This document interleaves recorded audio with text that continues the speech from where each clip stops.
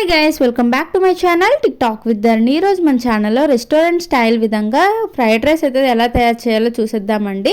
So ముందుగా ఒక కడాయి పెట్టేసుకొని ఆయిల్ వేసేసుకోండి. ఆయిల్ వేడయ్యాక ఆవాలు అయితే వేసేసుకోవాలి. తెల్లుల్లిపాయలు అయితే చిన్న ముక్కలుగా కట్ చేసేసుకొని ఎక్కువలాగా వేసుకోవాలి.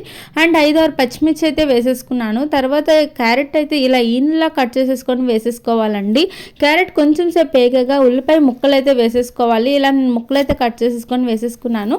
ఉల్లిపాయ ముక్కలు కూడా ఒకసారి కలిపేసుకొని వేగంగా వేగాలని చెప్పేసి నేనైతే సాల్ట్ అయితే వేసేసుకుంటున్నాను అనమాట.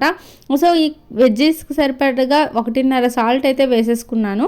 ఇలా వేసేసుకొని మళ్ళీ కలిపేసుకోవాలి. ఉల్లిపాయలు క్యారెట్ వేగనించాక మనము క్యాప్సికమ్ అండ్ క్యాబేజ్ కూడా కట్ చేసుకొని పక్కన పెట్టుకోవాలన్నమాట. సో ఇలా క్యాప్సికమ్ ముక్కలు అండ్ క్యాబేజ్ కూడా కడిగేసుకొని వేసేసుకొని మొత్తం కలిపియండి. మొత్తం వేగిపోవాలండి. క్యాప్సికమ్, క్యాబేజ్, క్యారెట్, ఉల్లిపాయలు అంతా మొత్తం వేగిపోవాలి. ఇలా వేగిపోయాక అయితే మనమైతే సాసెస్ అయితే వేసేసుకుంటామన్నమాట. ఇలా చాలా బాగుంటుంది. ఇలా ఒకసారి ట్రై చేయండి. క్యాప్సికమ్ కూడా ఇప్పుడు మనకి అవైలబిలిటీగా దొరుకుతుంది కదా ఈజీగా మనకి మార్కెట్లో. సో ఒకసారి మూత పెట్టేసుకొని ఉడికించుకోండి. కొంచెంసేపు ఉడికిస్తే సరిపోతుంది అనమాట.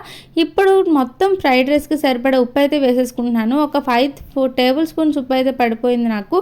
అండ్ తర్వాత నేను pepper powder, soya sauce, chilli powder అయితే వేసేసుకున్నాను. చిల్లీ సాస్ కూడా వేసేసుకుంటున్నాను అనమాట. సోయా సాస్ నాకు వచ్చేసి 4 టేబుల్ స్పూన్స్ పట్టింది. అండ్ చిల్లీ సాస్ వచ్చేసి నేను 2 టేబుల్ స్పూన్స్ అయితే వేసేసుకుంటున్నాను.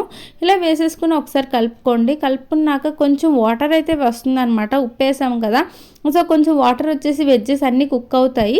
కుక్ అయిన తర్వాత మనము ఆల్రెడీ ఉడికించుకున్న అన్నం అయితే వేసేసుకోవాలన్నమాట.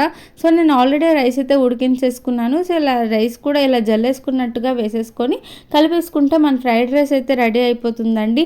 సో ఎంతో సింపుల్ కదా. సో ఇలా ఒకసారి ట్రై చేయండి. లంచ్ బాక్స్కి కూడా చాలా బాగుంటుంది. మీ పిల్లలకు కూడా ఇష్టం మీద తింటారు. సో అన్ని వెజ్జెస్ అన్నీ మనకు ఉంటాయి కాబట్టి చాలా టేస్టీగా, చాలా ఆరోగ్యంగా ఉంటుందన్నమాట. సో హెల్దీ బ్రేక్ఫాస్ట్ అని చెప్పచ్చు. మన ఛానల్ని కానీ ఫస్ట్ టైం చూస్తున్నట్టయితే లైక్, షేర్ అండ్ సబ్స్క్రైబ్.